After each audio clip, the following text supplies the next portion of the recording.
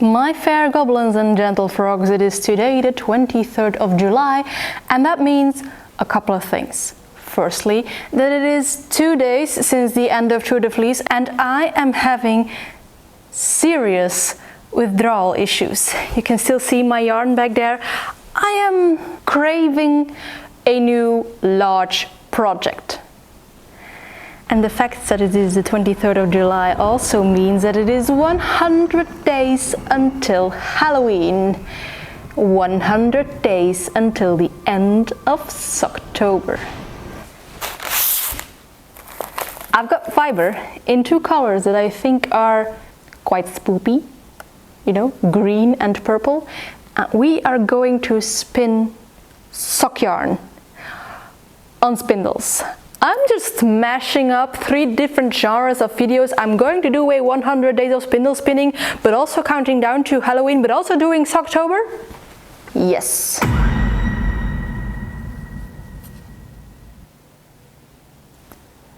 Both fibers are by regenbogenwolle.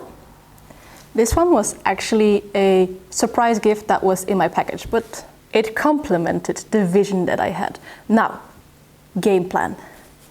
This braid I will split into 6 vertical strips. That might be a little bit difficult, but I'm going to try. Why 6? Well, I am trying to make a 3-ply sock yarn, and I kind of want the progression of the braid to be in the sock. So 6 vertical stripes that I will then, well, yeah, you know, 3 plies for one sock and 3 plies for the other sock. That's the plan for this. Logic and math. It is my strong point. Absolutely not. And then this one, since it is such a chaotic and vertically striped fiber, I'm going to spin on the fold, and I think I'm going to start with this. And this will be the color that I'm going to use for the cuffs, toes, maybe also the heel. Depends on how much we get out of it, because I actually don't really know how much it is, as it was a surprise fiber. But it is both so soft, so soft. This is apparent. This is actually polwarth with milchseide, so milk protein fiber. And then this is pretty. That's what it is. That's all that counts. So these are the tools on which my sock yarn will be made. These will be my single spindles and my plying spindle. These 3 are also from regenbogenwolle, and this one is from something else by Els Marie. I am not sponsored by regenbogenwolle in any kind of way. I just really like their stuff. So now, to get a little bit of an equal purple skein, I'm going to try and split it down the middle. Let's get cozy. I've started using a seashell as a spinning ball during Tour de Fleece, and I quite prefer it over my ceramic ball because it's just small and portable, and it is just such a goblin thing to do. So, as I said, I'm going to spin this on the fold, so I'm just going to take a little length. For those of you that are not familiar with that technique, spinning on the fold kind of makes sure that the colors from this vertically colored braid are separated and do not become mud as you are spinning them from the tip of your finger, and the colors follow in a neat order. Now, as these are going to be socks, we actually want to be spinning a really thin single. And that is probably going to be the challenge for me, because when I spin on my support spindles, it actually mostly ends up as a 2-ply sport weight yarn. And now we want to actually go a little bit thinner, because it has to be a 3-ply yarn.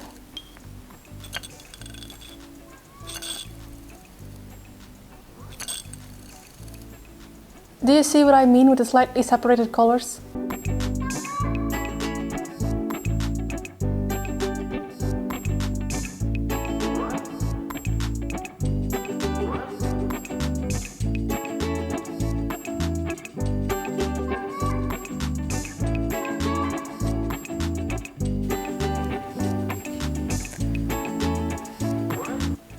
So we are now 5 days along our 100-day countdown to Halloween, and I have finished plying my first 3-ply sock yarn. Woohoo! Woohoo! I made the decision to make it a true 3-ply. So I spun 3 spindles of singles and then made a plying ball with the 3 of them and plied them together. I made this decision because I wanted to have a kind of muddy finished 3-ply. If you can see this, muddy but like magically muddy. It reads purple-ish from afar, but it clearly is not because it has all the colors. So this yarn will actually be kind of a representation of how I see octarine. I also say we are now day 5. Did I spin every day? No.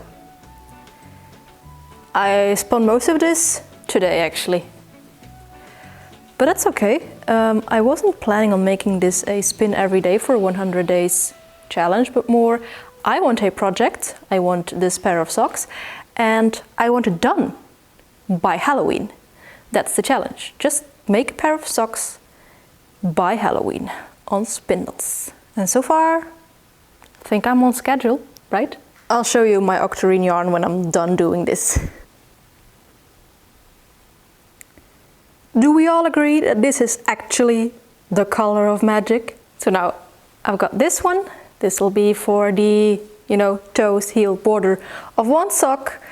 I need to make another one, I guess, because 2 socks. You all know this, of course, but sometimes I am silly.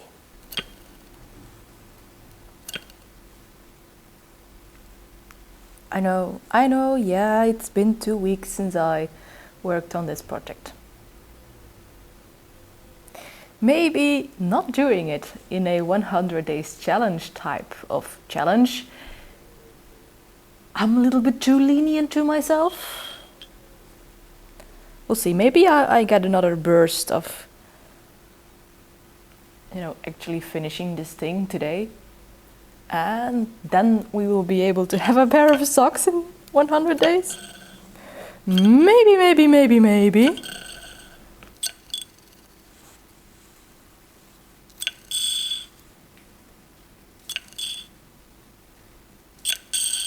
If I actually put my mind to it, I can get such a single done in no time. I think half an hour maybe. Makes up for not having done anything on this for 2 weeks. So friends, I have finished my second purple skein. That means that the toes and heels of my socks that I want to have done by Halloween are accounted for. Now, the rest of the sock. Do we want more chaos, or am I going to do it neatly, like all the colors shifting nicely? Maybe that's the best idea to complement the utter chaos of toes and heels. Or we could say that we do it like this. It's kind of, it's kind of symmetrical. So that's probably easier to first do it in half like this, if it wants to. Okay, so 1 sock, 2nd sock, and then try and split these into 3. Not sure how successful I will be in this.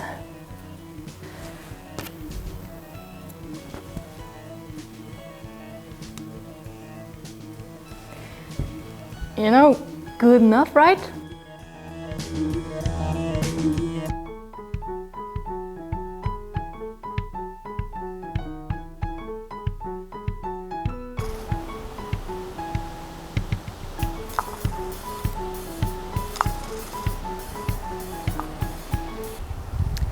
Well, of course I take my spinning with me on holiday. What else are you doing on a holiday? Relaxing? Well thought. No. If we want to have socks by the end of October, then we should be spinning at the end of August. I'm really enjoying the color shifts that are happening on my spindle right now. And this wool is just extremely soft. Extremely soft. It might be a little bit too soft, too luxurious to use it for socks, but I'm just not going to care. The best socks. Some luxury for my feet. That's what's going to happen.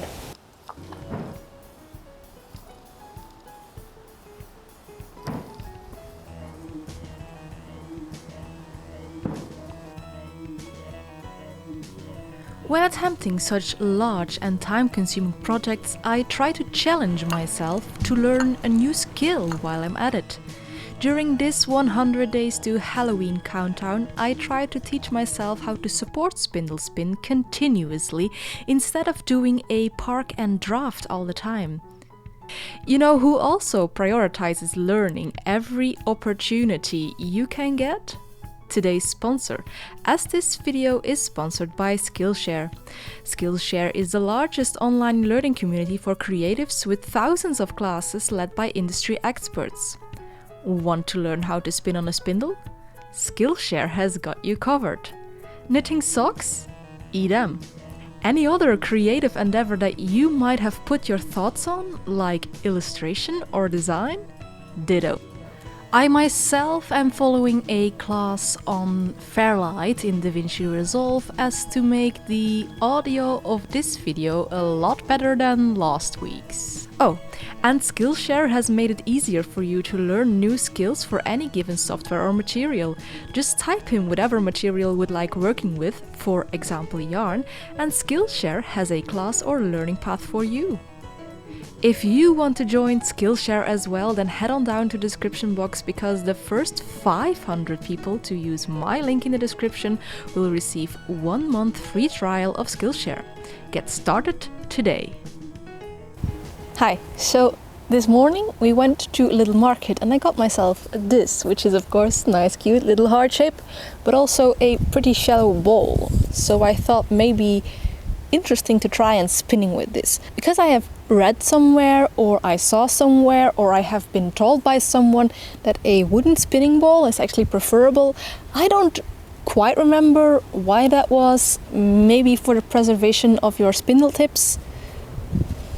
So yeah, we're going to try. This is in any case also less fragile, also less big as my ceramic bowl, but probably a little bit more sturdy, flat than, you know, my seashells.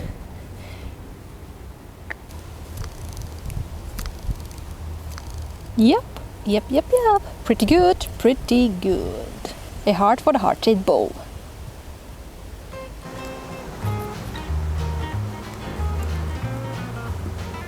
I know, I could just ply directly off the spindles, but we're making a plying ball instead. So, my plying ball. I don't know if it is really clear on the camera, but this is not going to be an as smooth a fade ombre yarn as I had hoped it would be.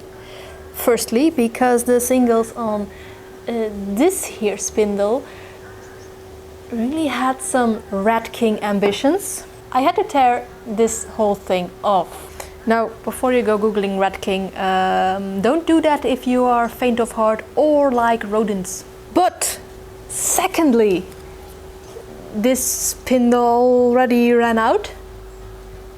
I probably didn't really split the braid in three perfectly, so these two still have quite a bit on them.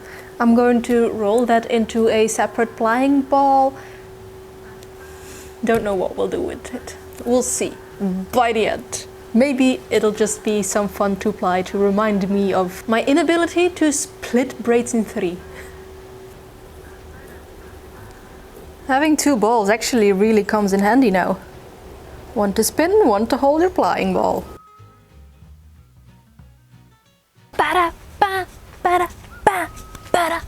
I walk up in the club like, yo, what up? I got a big cup.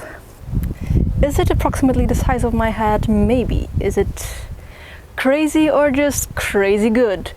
Probably the former. It has already collapsed on itself by my shenanigans. No. Anyway, let's get this kind of skein up and see what we have created.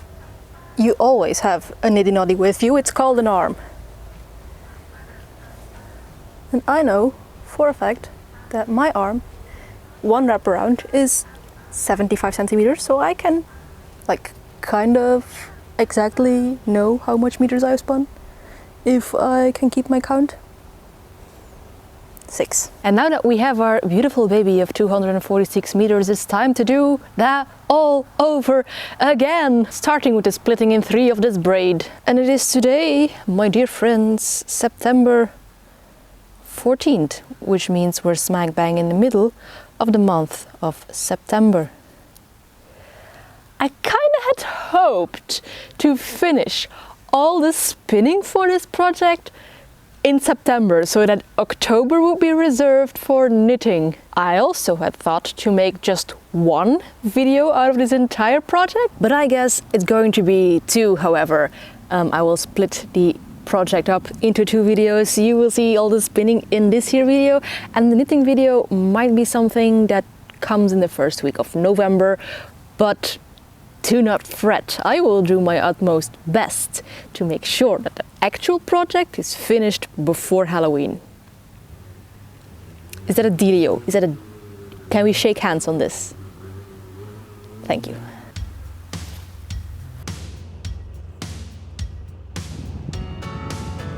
We did it. 3 more spindles full of singles. However, not in the time frame that I had set out to do this. It is October 2nd. However, I think those extra couple days of October won't be like all that necessary to knit a pair of socks, right? Anyway, let's ply these 3, make the final skein of this spinning project. Let's do it! We're done. We're done with the spinning! Woo! That was a work and a half. I did not expect this to be this labor intensive. Like, I did 100 grams braid during Tour de Fleece, so I was like, yeah, 23 days, this is done. It wasn't. So, as I said, I started on July 23rd, it is now October 4th, and I have just about spun up the yarn that I need for the socks that I'm planning to make.